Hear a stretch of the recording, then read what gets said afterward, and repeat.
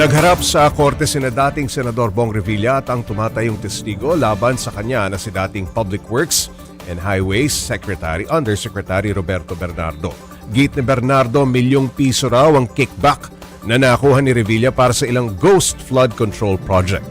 Para bigyan ng mukha ang balita, live mula sa Sandigan Bayan si Mobile Journal Arles de los Santos. Arles.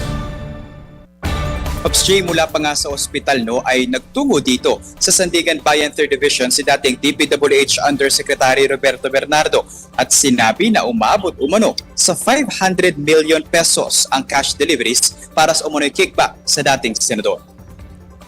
Mag-aalauna kanina dumating dito Pops J sa Sandigan Bayan ang state witness at dating DPWH Undersecretary na si Roberto Bernardo. Sa korte, nakasuot ito ng face mask bunsod ng nararanasan umanong malalang pag-ubo. Dito ay presenta ni Bernardo ang halimbawa ng kahon na aniya ay umanong ginagamit para paglagyan ng perang idineliver kay dating Senador Bong Revilla. 10 pulgada ang taas nito at may lapad na 12 pulgada. Sabi ni Bernardo, kasya rito ang 20 milyong piso na tig-1,000 ang denominasyon.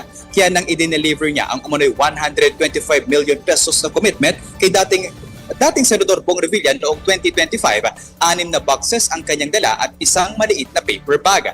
Dala rin ni Bernardo ang naturang sasakyan na umunoy pinaglagyan at ipinang-deliver niya sa White House ng mga Revilla noong Marso 2025. Sa kabuuan, 3 delivery umano ang ginawa ni Bernardo kay Revilla. Isa noong 2024, bitbit ang 125 million pesos at 2 noong 2025 para sa 125 million at 250 million delivery na may kabuuang amount na 500 million pesos Pop Jays. Ang hamon naman ng depensa, wala umanong larawan na magpapatunay sa mga delivery na ito at hindi sila kumbinsido na gamitin na agad bilang ebidensya ang testimonya ni Bernardo. Pero giit ni Bernardo Pops J, si dating Senador Bong Revilla Jr. mismo ang nanghingi sa kanya ng listahan ng mga proyektong pwede siya ang maging proponent. Dito na pumasok ang kampanin ni na dating DPWH Bulacan District Engineer Henry Alcantara at dating DPWH NCR Regional Director na si Gerard Opulencia na sila namang nangolekta ng mga commitment. Dagdag pa ni Bernardo Pops J, mga proponent umano ang nagdidikta kung magkano ang kanilang magiging porsyento sa bawat proyekto.